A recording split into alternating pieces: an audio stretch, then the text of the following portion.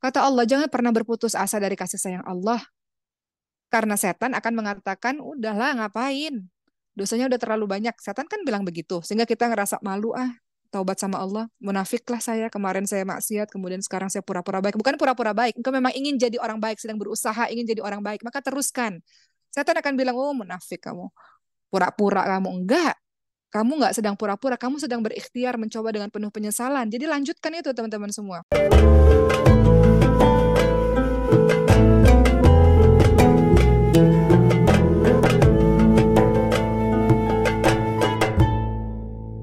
Hari ini kita membahas satu tema, yaitu dosa menggelisahkan jiwa.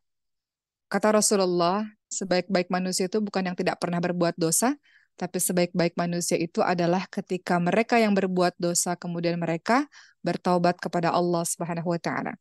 Gak ada manusia yang bersih, yang suci, yang kehidupannya selalu berada di garis yang lurus tanpa pernah berbelok, itu mustahil, tidak pernah ada.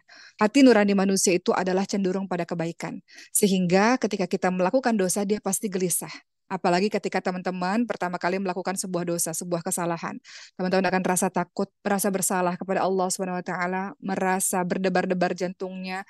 Kemudian teman-teman merasa bahwa Allah marah nggak ya?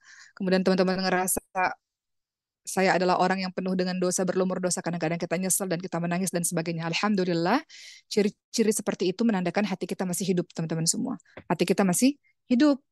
Tidak semua orang ketika dia berbuat dosa kemudian menangis, kemudian menyesal, kemudian takut. Karena ada jenis orang yang hatinya mati, yang tidak peduli lagi dia buat dosa atau tidak, Allah murka atau tidak, itu hati mati. Kita sudah pernah bahas itu di pertemuan-pertemuan sebelumnya. Allah Subhanahu wa taala memang adalah zat yang senantiasa mengampuni kita. Az-Zumar 53 selalu mengulang-ulang ayat tersebut. Namun bukan berarti itu membuat kita akhirnya mengulang-ulang dosa.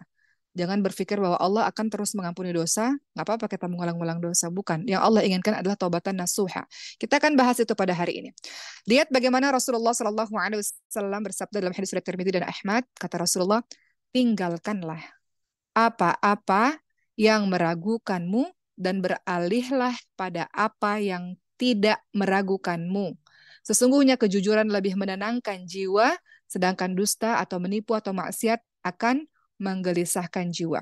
Rasul katakan, tinggalkan apa-apa yang membuatmu gelisah. Rasulullah ingatkan, tinggalkan apa-apa yang membuatmu atau yang membuatmu merasa ragu. Kalau engkau ragu-ragu, maka tinggalkan. Sesungguhnya kejujuran atau kebaikan itu menenangkan jiwa. Sedangkan kemaksiatan, menipu, berdusta akan menggelisahkan jiwa. Jadi, kalau kita ambil contoh teman-teman sekalian, kejujuran misalnya. Sekalipun dalam satu situasi, kejujuran itu kadang-kadang menyakitkan ya. Kalau kita dengar sesuatu yang jujur kadang-kadang menyakitkan. Tapi pada akhirnya itu menenangkan jiwa kita. Daripada dusta terus-menerus ya kan? Atau daripada dibohongi terus-menerus. Atau daripada kita berkata membohongi orang terus-menerus. Menggelisahkan jiwa. Tapi kejujuran, walaupun pahit, dalam hal apapun itu, walaupun pahit, tapi pada akhirnya bisa menenangkan jiwa. Begitulah teman-teman semua, sebaliknya juga begitu. Ketika kita berdusta, ketika bermaksiat, ketika kita menipu orang, ketika kita melakukan hal-hal yang buruk, menyakiti orang lain, itu biasanya di awal jantung kita berdetak cepat, kita merasa takut dan muncul panas di dada kita rasa gelisah. Itu dosa. Memang fitrahnya seperti itu, hakikatnya seperti itu. Kita nggak ngerasa nyaman dalam melakukannya. Kenapa? Karena fitrah kita, hati kita itu baik. Nurani kita baik. Jadi nurani yang baik bertentangan dengan berbagai macam maksiat-maksiat. Oleh karena itu, eh, kembali lagi maksiat akan menggelisahkan jiwa. Jadi bersyukur kepada teman-teman yang masih merasakan kegelisahan ketika berbuat dosa, karena adalah warning ya dari hati kita sendiri untuk menyadarkan bahwa apa yang kau lakukan itu tidak betul. Itu warning ya, mengingatkan diri kita sendiri. Sehingga kadang-kadang kalau muncul rasa gelisah, maka akan muncul kita beristighfar di lisan kita, maka akan muncul keinginan untuk mengurungkan niat buruk kita dalam bermaksiat. Diawali dengan gelisah, ya kan? Kalau teman-teman tidak gelisah dalam berbuat dosa, teman-teman akan lanjutkan saja. Oh, nikmat berbuat dosa, lanjutkan. Tapi kalau gelisah, itu ada semacam hal yang mengurungkan niat kita untuk melanjutkan maksiat tersebut. Jadi bersyukur kepada Allah kalau engkau masih memiliki rasa gelisah ketika engkau melakukan perbuatan dosa. Gelisah itu akan membuat kita mengurungkan niat, membuat kita menangis, membuat kita menyesal ketika kita melakukan dosa. Ya, Baik, teman-teman yang dirahmati oleh Allah SWT, berikutnya yang ingin Umar sampaikan adalah Rasulullah SAW dalam lafaz hadis yang lain juga mengingatkan kebaikan selalu mendatangkan ketenangan. Sedangkan kejelekan selalu mendatangkan kegelisahan. Itu dalam lafaz yang lain. Semua kebaikan, semua amal soleh, semua amal ibadah yang teman-teman lakukan melahirkan ketenangan. Teman-teman baca Quran, teman-teman santun pada orang tua, teman-teman membahagiakan hati orang lain, teman-teman melakukan berbagai macam amal-amal baik akan melahirkan rasa hati yang tenang. Sebaliknya, teman-teman berdusta, melukai orang lain, teman-teman tinggalkan sholat misalnya, maka akan muncul kegelisahan. Memang sudah begitu satu paket. Ya, dalam lafaz yang lain juga Rasulullah SAW ingatkan kebaikan adalah dengan berakhlak yang mulia, sedangkan kejelekan atau dosa adalah sesuatu yang menggelisahkan jiwa. Ketika kejelekan atau dosa tersebut dilakukan, tentu engkau tidak suka hal tersebut nampak di tengah-tengah manusia. Fitrahnya kalau kita buat dosa, kita itu malu untuk memperlihatkannya di depan manusia. Dosa itu apa? Dosa itu adalah segala sesuatu yang menggelisahkan jiwa dan kita tidak ingin orang lain tahu itu dosa. Seharusnya. Dosa adalah segala sesuatu yang menggelisahkan jiwa dan kita tidak ingin orang lain tahu. Kenapa? Kita nggak mau dosa itu tersiar, terlihat di tengah-tengah masyarakat. Maka aneh kalau ada orang yang berbangga dengan dosanya. Aneh teman-teman sekalian kalau ada orang yang justru mensyiarkan, memamerkan dosa-dosanya. Maka kata Rasulullah ada jenis dosa yang tidak akan pernah diampuni oleh Allah Subhanahu wa taala. Apakah itu? Dia buat dosa di malam hari. Kemudian Allah sudah tutup aib itu. Kenapa Allah tutup aib? Kenapa Allah tutup dosa kita? Karena Allah ingin memberikan kesempatan kepada kita untuk bertaubat. Jadi Allah masih jaga nama baik kita. Allah masih sembunyikan dosa dan maksiat itu. Tapi ada jenis orang yang sudah Allah tutup dosanya, Allah sudah tutup maksiatnya, tapi di pagi hari dia menceritakan dengan kebanggaan, memamerkan, membuka dosa kepada orang lain. Begitu pula ketika siang hari dia buat maksiat, dan Allah sudah tutup dosanya di siang hari, di malam hari dia ceritakan dengan bangga dosa itu kepada orang lain. Jadi dosa yang sudah ditutup, dia buka sendiri tanpa rasa malu. Inilah kata Rasul, dosa-dosa yang tidak diampuni oleh Allah Subhanahu wa taala. Sudah Allah tutup, engkau sengaja buka-buka seperti itu. Enggak ada rasa gelisah dalam hatimu, justru rasa bangga karena melakukan dosa tersebut. Ini dosa yang tidak diampuni oleh Allah. Karena hakikatnya dosa itu apa tadi? Segala sesuatu yang menggelisahkan jiwa. Kita gelisah, kita takut, kita menangis, kita beristighfar, kita rasa Allah marah sama kita. Kita ya Allah, saya udah belajar agama ya Allah, saya tahu ayat-ayat ini ya Allah, masih saya lakukan ini. Itu sejatinya dosa yang menggelisahkan jiwa dan kita nggak mau dosa itu terlihat oleh orang lain. Namun ada jenis-jenis orang yang dengan berbangga, dengan sadar diri membuka dosa-dosa mereka, itulah dosa yang tidak akan pernah diampuni oleh Allah Subhanahu wa taala. Teman-teman, tahukah sampai-sampai kadang-kadang dalam kehidupan kita, kita ini dalam keadaan yang bingung ya. Kita bingung ya Allah, saya melakukan ini ya Allah, melakukan perbuatan ini ya Allah, benar nggak apa yang saya lakukan ini ya Allah? Atau kita yakin ini salah ya Allah, tapi saya nggak pernah bisa berhenti ya Allah, susah keluar dari maksiat ini ya Allah. Apa yang harus kita lakukan kalau kita dalam posisi bingung seperti itu? Ini salah nggak ya yang saya lakukan, benar nggak ya? Atau ya Allah saya tahu ini salah ya Allah, tapi saya nggak bisa berhenti ya Allah akan maksiat ini ya Allah. Ada rasa bingung dalam hati kita, ada rasa gelisah dalam hati kita, gundah gulana dalam hati kita. Kemudian apa kata Rasulullah SAW ketika kita menghadapi hal seperti ini dalam kehidupan kita? Kata Rasulullah, mintalah fatwa kepada jiwamu. Tanya pada hatimu sendiri. Minta jawaban kepada hatimu sendiri. Rasulullah mengulang ini sampai 3 kali. Minta fatwa pada hatimu, minta jawaban pada hatimu, tanya pada hatimu sendiri. Kenapa? Karena kebaikan lagi-lagi adalah sesuatu yang menenangkan jiwa dan menenteramkan hati. Tanya pada hatimu, kalau engkau melakukan ini, engkau tenang, engkau tentram, hatimu damai. Lakukan. Kalau engkau lakukan ini, engkau rasa hatimu gelisah, engkau takut, hatimu terasa panas, itu adalah sebuah dosa yang menggoncangkan hatimu. Maka kata Rasul, kalau engkau menghadapi situasi yang bingung, tanya aja pada hatimu, hatimu yang paling jujur, yang bisa menjawab berbagai macam kegelisahan yang akan hendak engkau lakukan ini. Jadi apa? Hadis ini sebenarnya hendak menunjukkan kepada kita, kalau kita melakukan sesuatu, maka merujuk kepada hati kita.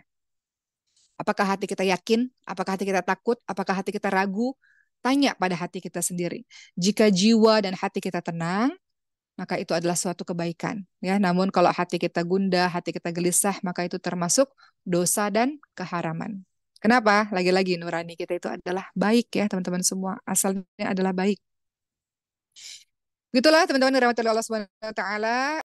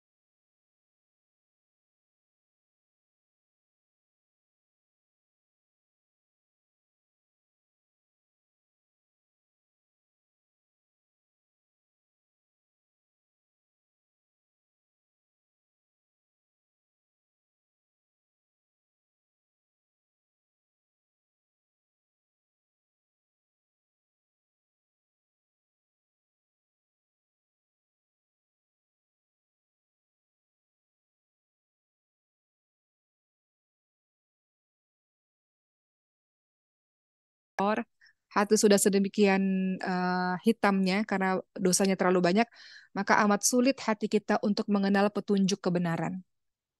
Surah apa tadi? Surah Al-Mutaffifin ayat ke-14. Sebenarnya apa yang selalu mereka usahakan itu untuk menutupi hati mereka. Ya, jadi di sini kita bisa lihat adalah kalau kita lihat teman-teman semua, Rasul memang katakan kalau terjadi apa-apa minta fatwa pada hatimu. Tanya kepada hatimu. Hatimu akan memberikan petunjuk. Tapi ini nggak berlaku untuk hati yang sudah hitam, hati yang sudah banyak melakukan maksiat. Karena kalau hati sudah sedemikian gelap, dia sulit mengenal petunjuk kebenaran, petunjuk kebaikan. Seperti itu. Jadi hati yang bisa ditanya adalah hati yang masih merasa gelisah, hati yang masih merasa takut, hati yang masih merasa gundah ketika dia berbuat dosa. Hati yang sudah hitam, sulit untuk mengenal petunjuk kebenaran. Hati yang sudah hitam, sulit membedakan ini baik atau salah, ini dosa atau enggak. Sulit teman-teman semua.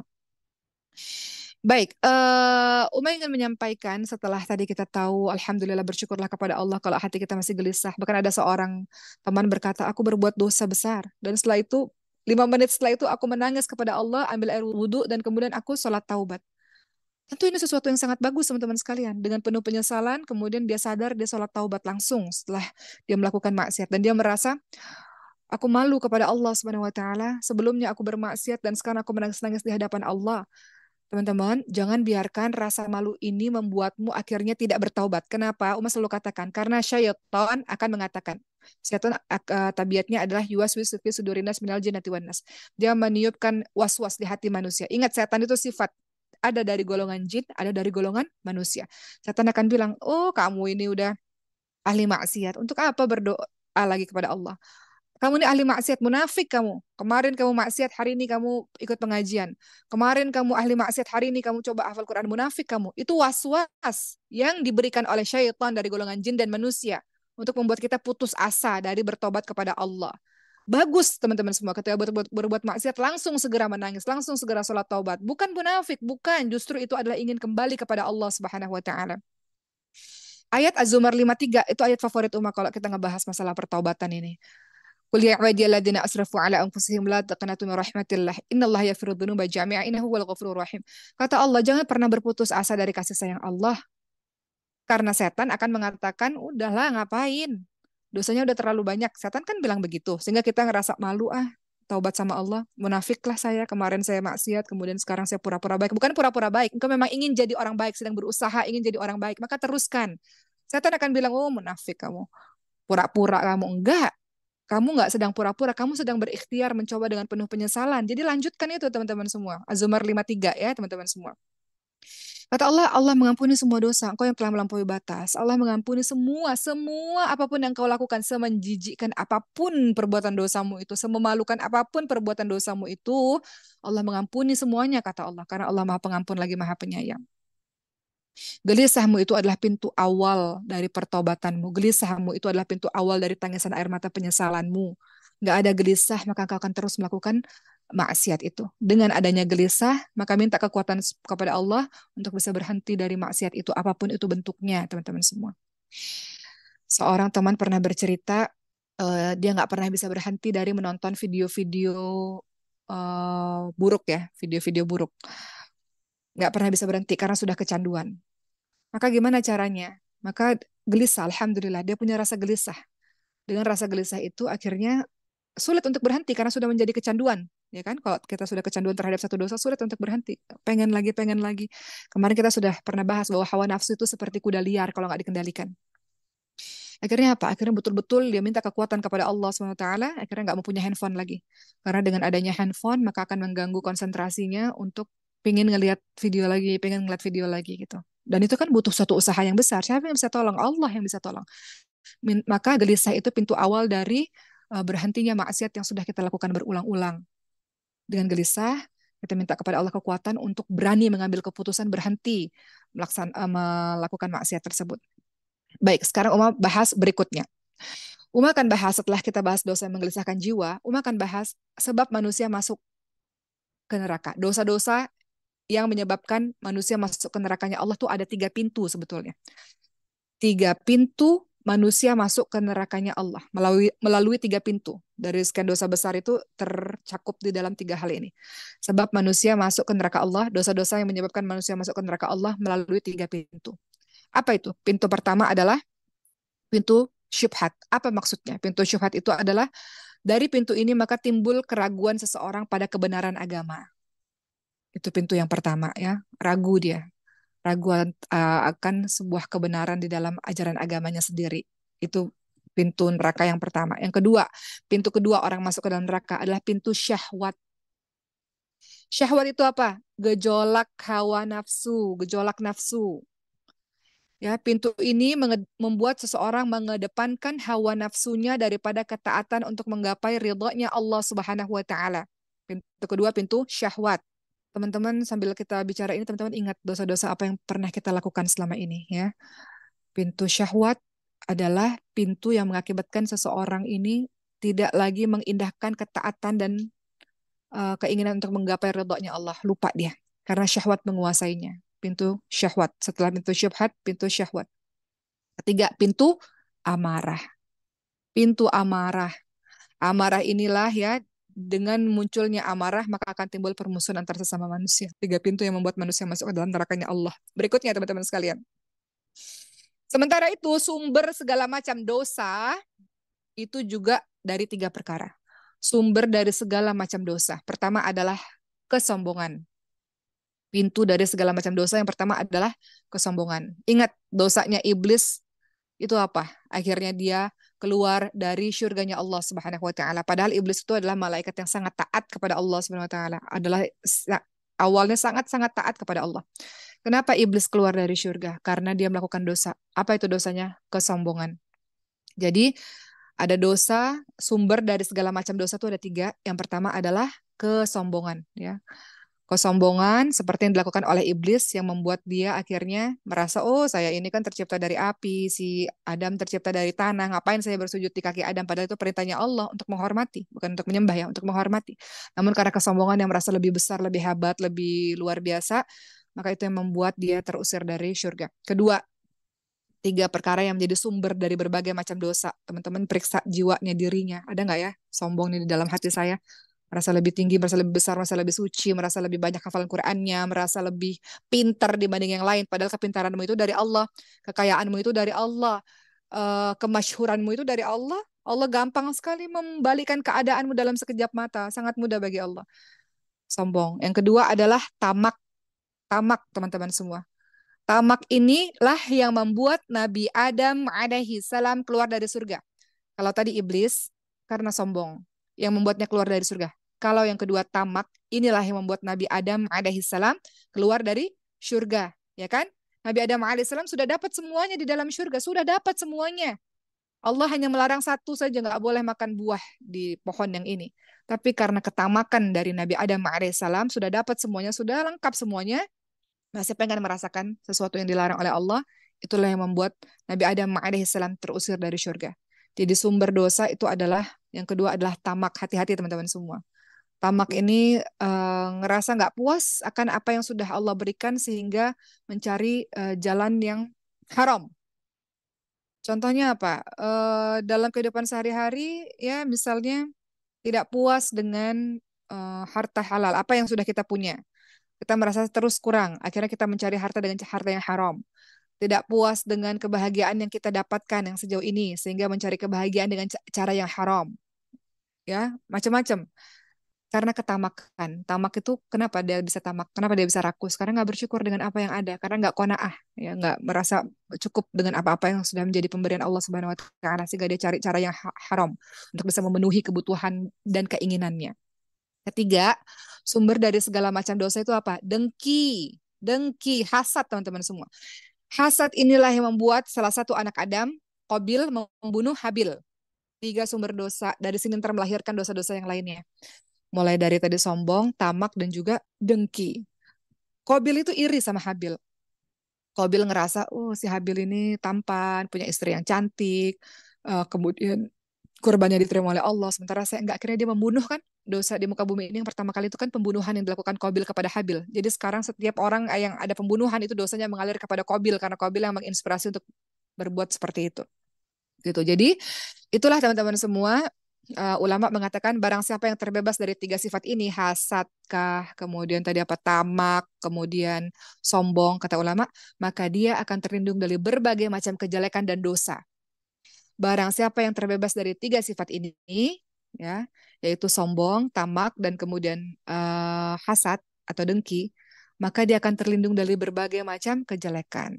Ketahuilah, kekafiran, kata ulama, berasal dari sifat sombong.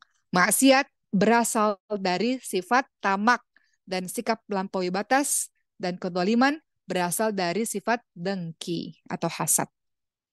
Mau ulangi lagi, ulama mengatakan barang siapa yang terbebas dari tiga sifat, yaitu tadi sombong, tamak, dan hasad, ya, maka dia akan terlindung dari berbagai macam kejelekan-kejelekan dan keburukan-keburukan. Ketahuilah bahwa kekafiran itu berasal dari sifat sombong, maksiat berasal dari sifat yang tamak. Tamak, nggak ngerasa cukup, jadi nyari terus memperturutkan hawa nafsunya, tamak, rakus dia. Ketiga adalah sikap melampaui batas dan kezaliman berasal dari sifat dengki, hasad atau dengki. Ya, sifat sombong yang membuat iblis dalam kekafirannya, ya kan? Karena namanya sombong itu adalah menolak kebenaran dan meremehkan manusia. Itu sombong. Rasulullah ingatkan dalam hadis riwayat Muslim, sombong adalah menolak kebenaran dan juga meremehkan manusia. Itu sombong. Ya, sifat sombong ini membuat seseorang sulit masuk surga yang penuh dengan kelezatan-kelezatan. Apa kata Rasulullah SAW dari Ibnu Mas'ud radhiyallahu anhu? Tidak ada masuk surga, tidak akan pernah ada yang masuk surga, yaitu orang yang di dalam hatinya terdapat kesombongan walaupun sebesar semut. Hadis riwayat Muslim. Ya, kalau itu tadi sombong. Kalau sifat tamak atau rakus, sifat tamak atau rakus itu membuat seseorang terjerumus dalam maksiat. Lihat tadi Nabi Adam alaihissalam bisa keluar dari surga, kenapa? Disebabkan memakan tanaman-tanaman yang haram untuk dimakan. Maksiat ini berasal dari sifat tamak. Maksiat yang kita lakukan dari sifat tamak. Orang yang terjerumus dalam perzinaan, berzina, berdua-duaan dengan lawan jenis tanpa mahram, kemudian melihat video atau gambar-gambar yang buruk gitu ya, atau yang porno dan sebagainya. Itu semua terjadi karena sifat tamak. Nggak cukup dengan apa yang sudah dilihat, nggak cukup dengan apa yang sudah didapat. Karena tamak, makanya terjerumus pada sifat seperti itu. Rakus itu bukan hanya berkaitan dengan harta, teman-teman semua, tapi rakus juga berkaitan tadi ya, berzina dan sebagainya. Karena nggak ngerasa cukup dengan apa yang sudah Allah berikan kepadanya, jadi dia cari dengan yang haram. Sifat dengki itu membuat seseorang melampaui batas, membuat orang, sumber dari sifat dengki akan membuat orang bersikap zalim kepada orang lain, jahat kepada orang lain. Ngelihat temennya punya rumah baru, ngelihat temennya punya pasangan yang baik, punya anak-anak yang sehat, muncul sifat dengki, iri di dalam hatinya, yang dia menginginkan agar dia harus lenyap kebahagiaan dia. Saya nggak suka ngelihat kebahagiaan dia. Gimana caranya agar bisa melenyapkan kebahagiaan dia? Akhirnya dia melakukan berbagai macam cara untuk melenyapkan kebahagiaan orang itu. Entahlah dengan mencuri, ya kan? Itu kan awal asal muasalnya itu dari apa? Dari dengki, mencuri, dia ambil harta orang lain karena ada iri, ada dengki di sana ya. Atau dia bisa bunuh saudaranya sendiri dengan latar belakang iri dan dengki ini. Tiga sifat yang harus kita jauhi teman-teman semua. Insya Allah dengan kita menjaga tiga sifat ini ya. Tadi apa?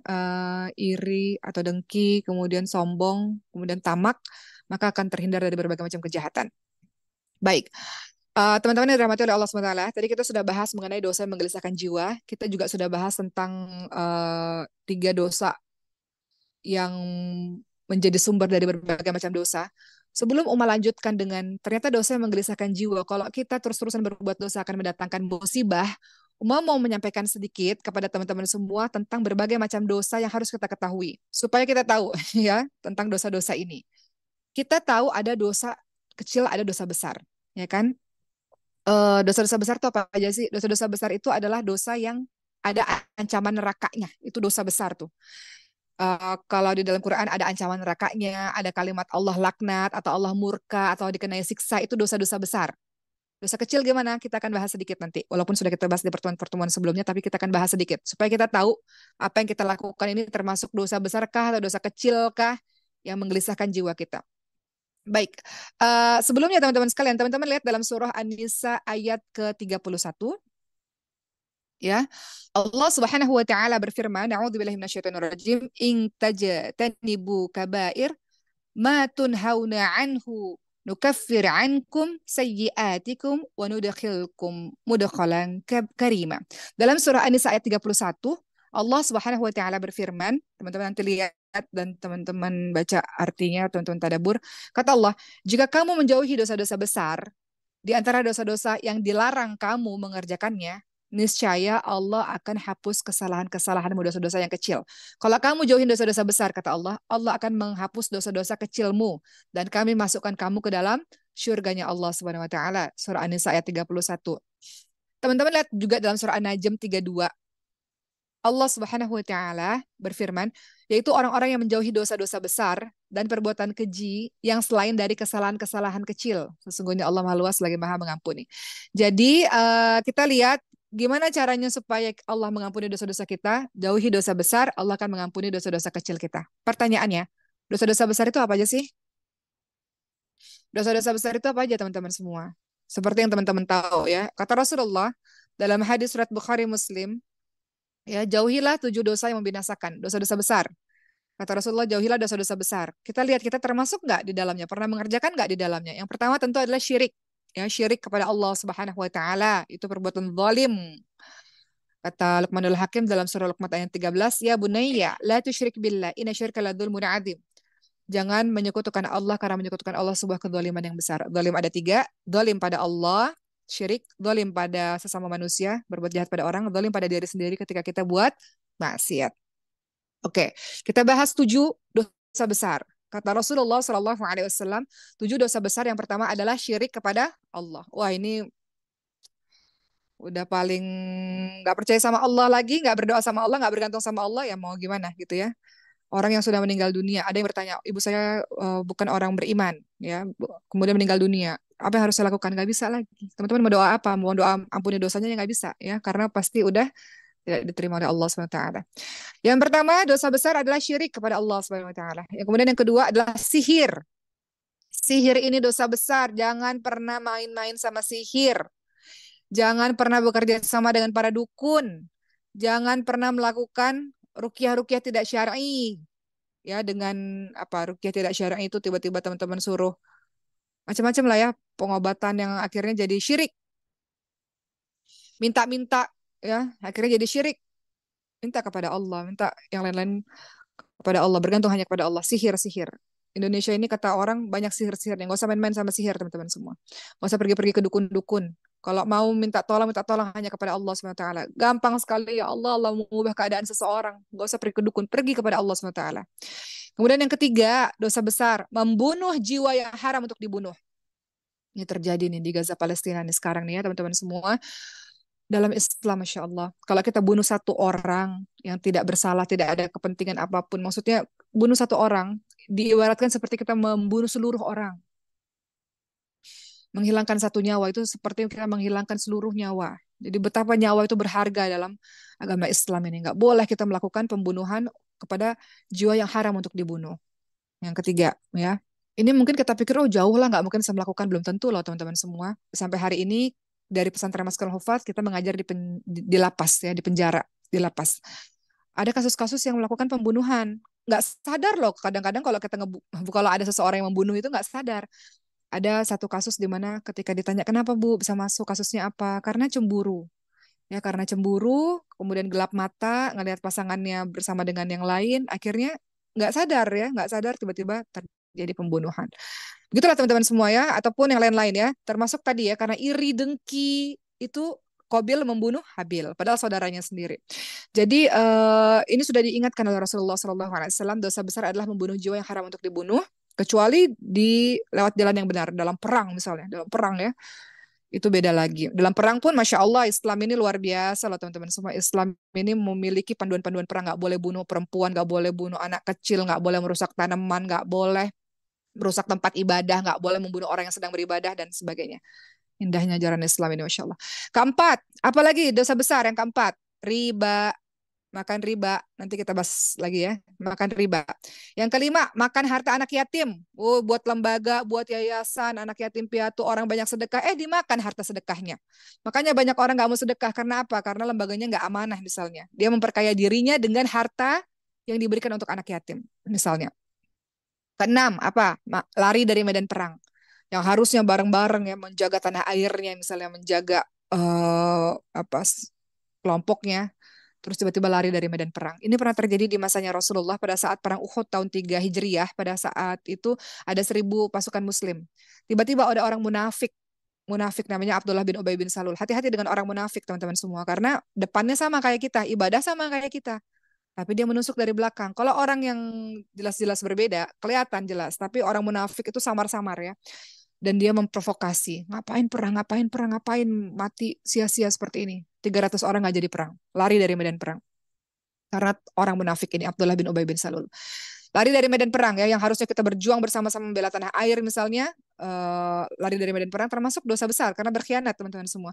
Ketujuh, menuduh wanita beriman dengan tuduhan berzina. Hati-hati nih. Menuduh wanita baik-baik berzina. Ini bahaya ya. Jadi tadi apa? Dosa-dosa besar yang pertama tadi berbuat syirik, ya, memalingkan salah satu ibadah kepada selain Allah, ya. Kita sebutnya musyrik ya, teman-teman sekalian. Kemudian berikutnya kalau syirik ini teman-teman lihat dalam surah An-Nisa 48. Uma lagi bahas tentang dosa-dosa ya, turunan dari dosa yang menggelisahkan jiwa. An-Nisa 48 teman-teman lihat, sesungguhnya Allah tidak akan mengampuni dosa syirik, dosa yang nggak akan pernah diampuni oleh Allah, dan Dia mengampuni segala dosa selain syirik.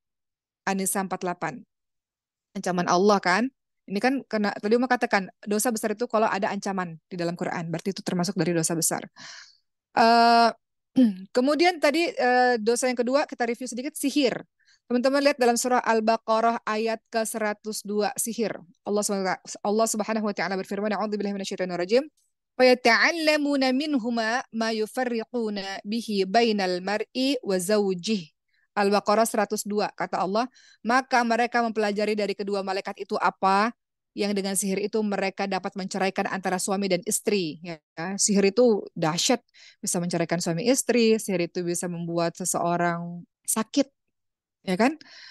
Bahkan bisa membuat orang meninggal dunia, sihir itu. Nah, sihir itu benar adanya. Kita percaya pada hal-hal yang gaib, sihir itu benar adanya.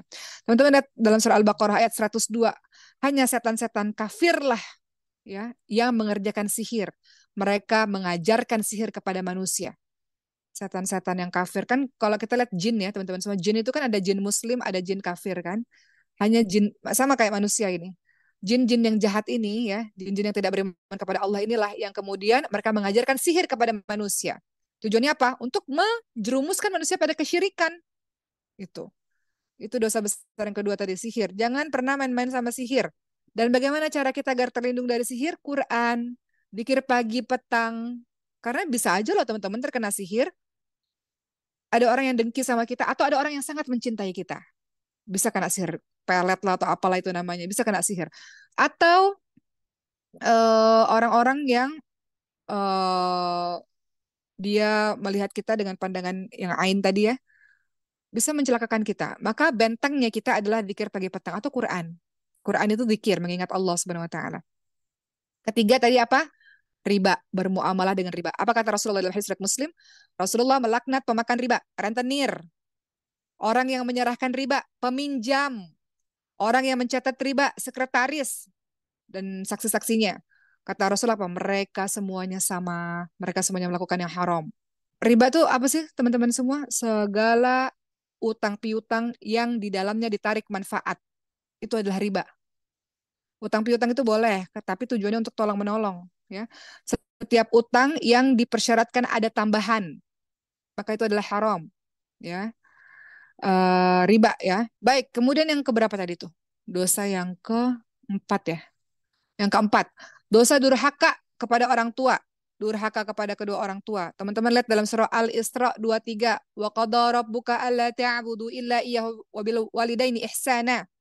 Imma yablughanna 'indaka al-kibara ahadukuma aw kilahuma fala taqul lahumā uff wa la tanharhuma wa qul lahumā qawlan karīmā. Kata Allah dalam surah Al-Isra ayat ke-23. Dan Rabbmu memerintahkan supaya kamu jangan menyembah kepada selain Allah. Teman-teman mau lari daripada Allah kalau ada masalah, lalu siapa yang tolong teman-teman semua? Saya nggak mau, Allah nggak adil kepada saya, Allah berbuat begini kepada saya. Terus teman-teman lari, teman-teman pikir Allah akan rugi ketika teman-teman nggak ibadah? Enggak. Yang memberikan masalah Allah, yang menyelesaikan masalah adalah Allah. Kerugian terbesar dalam hidupmu, musibah terbesar dalam hidupmu adalah ketika engkau pergi daripada Allah. Allah tidak meninggalkanmu, engkau yang tinggalkan Allah. Apa kata Allah Subhanahu wa taala dalam surah Al-Isra ayat 23? Jika salah seorang dari orang tuamu, ya, jika salah seorang dari keduanya, ayah mukah atau bapak ibu mukah, dalam keadaan pemeliharaanmu, engkau menjaga mereka. Jangan sekali-kali engkau mengatakan, orang tua semakin hari semakin tua, semakin kayak anak-anak, semakin mudah tersinggung, semakin cepat marah. Jangan katakan Maksud jangan mengatakan apa kata ulama, segala bentuk perkataan yang kasar dan jelek pada orang tua, itu yang maksud tadi tuh. Jangan mengucapkan segala perkataan yang kasar dan buruk kepada kedua orang tua. Janganlah kamu membentak mereka. Al-Isra 23. Dan ucapkanlah perkataan-perkataan yang mulia. Apa kata Rasulullah dalam hadis riwayat Tirmidzi dan Abu Daud? Tidak ada dosa yang lebih pantas disegerakan untuk dibalas. Ya, disimpan untuknya di akhirat, tapi dibalas juga di dunia. Yaitu apa? Perbuatan yang langsung dibalas oleh Allah di dunia dan di akhirat. Apa? Yaitu perbuatan yang melampaui batas. Perbuatan yang zalim dan memutus tali silaturahmi dengan orang tua dan kerabatnya. Jadi kalau ada di antara kita yang hari ini masih berkonflik dengan orang tua, dengan kerabatnya, kata Rasulullah apa? Dosa yang disegerakan balasannya. Di dunia langsung dibalas oleh Allah. Salah satunya adalah selain zalim. Yang kedua adalah mereka yang memutus tali silaturahmi dengan orang tua dan kerabatnya. Orang-orang yang punya hubungan darah dengannya. Nggak ada di sini yang bermusuhan dengan orang tuanya. Nggak ada di sini yang bermusuhan dengan kakak adiknya, paman bibinya. Kemarin Uma baru bertemu dengan seseorang.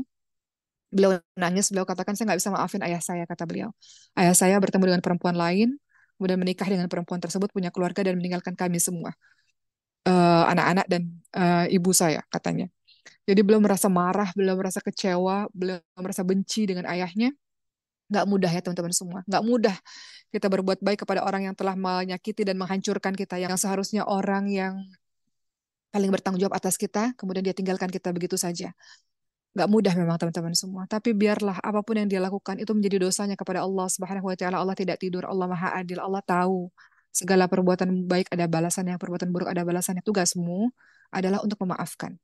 Nggak mudah, rasanya mudah sekali. Oh, maafin nggak mudah memang. Tapi minta sama Allah untuk membersihkan hatimu untuk memaafkan, bukan untuknya, untuk dirimu sendiri agar engkau punya hidup yang lebih tenang dan agar engkau masuk kepada apa yang telah diperintahkan oleh Allah dan Rasulnya mengenai orang tua ini. Dosa-dosa berikutnya juga ya sebenarnya dosa besar meninggalkan sholat teman-teman semua. Pasti itu dosa yang besar. Tadi kita sudah bahas berbagai macam dosa-dosa besar. Uma ingin beritahu dosa kecil yang kita lakukan. Dosa kecil itu apa sih? Bohong. Itu dosa kecil tuh. Kemudian apa? Dosa kecil, hal-hal yang di luar tadi itu adalah dosa-dosa kecil. Tapi hati-hati, kita pernah bahas bahwa dosa kecil itu bisa jadi dosa-dosa besar loh teman-teman semua. Kalau dilakukan terus-menerus itu jadi dosa besar teman-teman semua. Apa kata para ulama?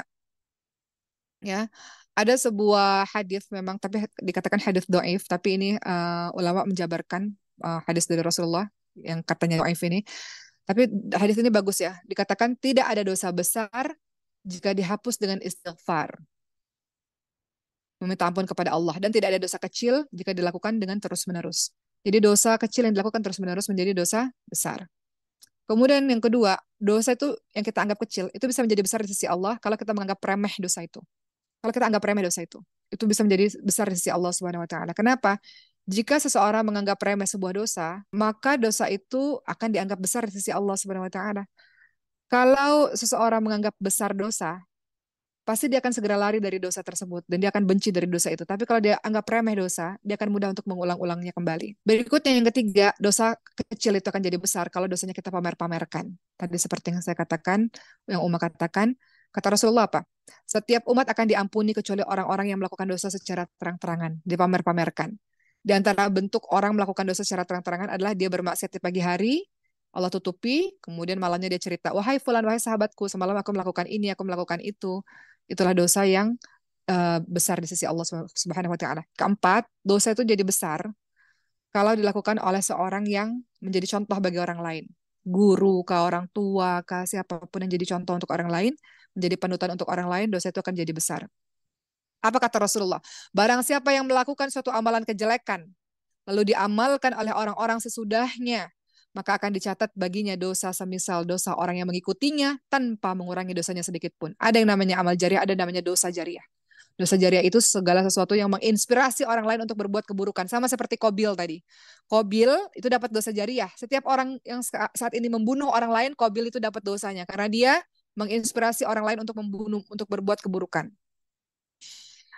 Begitulah teman-teman semua, terakhir dari Uma pada hari ini yang ingin Uma sampaikan kepada teman-teman semua. Hari ini kita membahas bagaimana dosa-dosa itu sangat menggelisahkan jiwa kita.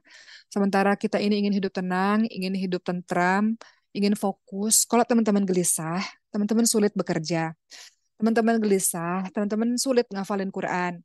Teman-teman gelisah, teman-teman sulit untuk berpikir jernih. Teman-teman gelisah, teman-teman susah untuk bisa bersikap baik kepada orang lain. Gelisah itu membuat kita banyak menangis, membuat kita panik, membuat kita takut, membuat kita mungkin marah. Itu gelisah. Jadi nggak akan pernah didapatkan kehidupan yang tenang, hati yang tenang, pikiran yang tenang, lisan yang tenang, kalau hati kita gelisah, sementara gelisah itu didapatkan dari dosa. Karena dosa itu membuat jiwa kita gelisah. Yang kita bahas pada hari ini. Uh, Uma ingin menyampaikan kepada teman-teman semua tentang tema kita pada hari ini. Hati-hati teman-teman semua tentang dosa-dosa yang kita lakukan sampai hari ini. Kenapa? Karena dosa itu tidak hanya menggelisahkan jiwa kita, tapi dosa itu membuat doa-doa kita sulit didengarkan oleh Allah Subhanahu wa taala. Ketika kita berdoa, doa itu naik ke atas langit, tapi dosa kita menghalangi. Sehingga bagaimana Allah mengabulkan doa doa kita. Oleh karena itu dosa itu harus diminta ampunin dulu oleh Allah Subhanahu wa taala supaya dia doanya bisa menembus ke langitnya Allah Subhanahu wa taala. Dan hati-hati dengan dosa, tidak hanya menggelisahkan jiwa, tidak hanya membuat doa-doa kita tidak didengar oleh Allah Subhanahu wa taala. Dosa juga mengundang musibah datang dalam kehidupan kita. Musibah datang karena maksiat dan dosa. Jadi dosa yang kita lakukan tidak hanya menggelisahkan jiwa, dosa yang kita lakukan membuat doa-doa kita tidak didengarkan oleh Allah, dan dosa yang kita lakukan mengundang musibah datang dalam kehidupan kita. Teman-teman lihat dalam surah Asy-Syura ayat 30 dalilnya. Dan apa saja musibah yang menimpa kamu, maka disebabkan dari perbuatan tanganmu sendiri. Apa saja yang terjadi pada dirimu disebabkan karena kesalahan dirimu sendiri. Dan Allah memaafkan sebagian besar dari kesalahan-kesalahanmu. Asy-Syura ayat 30. Sayyidina Ali bin Abi Thalib, teman-teman semua, mengatakan, tidaklah musibah turun, melainkan karena dosa. Tidaklah musibah turun, melainkan karena dosa. Oleh karena itu, tidaklah bisa musibah tersebut hilang, melainkan karena taubat. Teman-teman ingat-ingat apa ya yang Allah kasih, musibah-musibah apa yang Allah kasih. Kata Sayyidina Ali, tidaklah musibah turun, melainkan dosa, dan tidaklah musibah itu akan hilang, kecuali dengan bertaubat kepada Allah Subhanahu wa Ta'ala. Tadi ya, Asy-Syura ayat 30, teman-teman ingat kata Allah apa? Wa ma asabakum min musibatin fabima kasabat aydikum. Dan apa saja musibah yang menimpa kamu adalah disebabkan karena perbuatanmu sendiri, karena kesalahanmu sendiri, ya. Baik, saatnya setelah kita mendengarkan berbagai macam pemaparan pada hari ini, saatnya kita merubah diri. Hari ini teman-teman semua, sepatutnya kita punya waktu untuk merenung akan apa yang kita lakukan. Ya Allah, hari ini aku buat maksiat, besok aku buat baik, besok aku buat maksiat. Merenung, kita merenungi bahwa setiap musibah yang datang pada kita, yang datang pada tempat kita, pada rumah kita, pada keluarga kita, pada negeri kita misalnya, itu disebabkan karena dosa-dosa yang kita perbuat. Ya, betapa banyak kita lihat kesyirikan, kemaksiatan di mana-mana gitu ya. Allah bisa loh menghancurkan satu negeri, satu tempat karena maksiat yang banyak di dalamnya, teman-teman semua. Ada banyak kok contoh-contoh, ya kan? Kita lihat ada satu tempat. Uma pernah datang ke satu tempat beberapa belas tahun yang lalu di tepi pantai. Tempat itu adalah tempat prostitusi dan semua orang tahu itu rahasia umum. Tiba-tiba Allah kasih bencana, ya kan? Allah kasih banjir di situ. Allah lenyapkan, alhamdulillah. Teman-teman tahu nih, kalau teman-teman berasal dari tempat itu, teman-teman tahu tempatnya. Kemudian sekarang tempat itu sering dibuat pengajian-pengajian. Allah ganti, ya. Jadi untuk teman-teman semua ingat musibah-musibah yang hadir dalam kehidupan kita mungkin disebabkan karena dosa-dosa yang pernah kita lakukan. Teman-teman lihat dalam surah Al-Anfal ayat ke-53. Apa kata Allah Subhanahu wa taala? Siksaan yang demikian itu karena sesungguhnya Allah sekali tidak akan merubah suatu nikmat yang telah dianugerahkan kepada suatu kaum hingga kaum tersebut merubah apa-apa yang ada pada diri mereka sendiri. Dan sesungguhnya Allah Maha mendengar, lagi Allah Maha mengetahui. Dalam surah Ar-Ra'd atau Ar-Ra'du ayat ke-11. Apa Allah katakan? A'udzubillahi minasyaitonirrajim. Innallaha la yughayyiru ma biqaumin hatta yughayyiru ma bi anfusihim. Sesungguhnya Allah tidak akan merubah keadaan suatu kaum sampai mereka merubah keadaan diri mereka sendiri. Engkau ingin Allah berikan keselamatan kepadamu. Engkau ingin Allah menurunkan rahmat dan kasih sayang kepada dirimu. Engkau ingin Allah memberikan ketenangan pada dirimu. Rubah dirimu terlebih dahulu. Kata Allah, sesungguhnya tidak akan Allah rubah keadaan suatu kaum sampai dia yang merubah dirinya sendiri terlebih dahulu. Oleh karena itu, hari ini teman-teman semua, agar berbagai macam nikmat yang sudah Allah berikan tidak lenyap dalam kehidupan kita. Nikmat tuh banyak loh. Teman-teman bisa belajar dengan tenang nikmat, bisa tinggal dengan tenang, tidak seperti teman-teman kita di Gaza, Palestina yang saat ini masih dengan ketakutan. Itu juga adalah sebuah nikmat. Teman-teman tuh duduk dengan tenang di rumah, ya, bisa makan, bisa minum, bisa tidur, pakai pakaian yang rapi, punya kesempatan belajar, sehat, itu semua adalah kenikmatan. Agar berbagai macam nikmat itu tidak lenyap, agar terlepas dari berbagai macam bencana dan musibah yang tidak kunjung hilang, maka hendaknya kita memperbanyak taubat, ya, perbanyak mendekatkan diri kepada Allah SWT. Nasihat untuk diri rumah sendiri ya teman-teman semua. Karena kegelisahan, musibah, dan doa yang tidak dikabulkan oleh Allah disebabkan karena dosa-dosa yang kita lakukan sampai hari ini. Terakhir sekali, kita tahu bahwa manusia nggak luput daripada dosa. Kita semua melakukan berbagai macam dosa-dosa. Memang Allah SWT selalu memberikan kesempatan kepada kita semua untuk bertaubat. Allah akan menerima taubat kita, tapi bukan berarti kita mengulang-ulang perbuatan maksiat itu, teman-teman semua. Yang paling penting dalam kehidupan kita, kita menyeimbangkan antara khauf dan roja. Apa itu khauf dan roja? Khauf itu apa? Rasa takut terhadap siksaan Allah SWT. Jadi kalau teman-teman lagi buat dosa, teman-teman ada perasaan khauf, takut bahwa mendapatkan siksaan Allah SWT. Takut ketika melakukan perbuatan dosa. Dan roja. Apa itu roja? Rasa penuh harap akan karunia berupa syurga, berupa balasan ketaatan-ketaatan yang kita lakukan. Jadi dalam kita harus ada khauf dan ada roja. Ada takut terhadap dosa, takut terhadap siksaan Allah, dan roja, pengharapan kepada Allah akan Allah berikan balasan pahala atas ketaatan yang kita lakukan.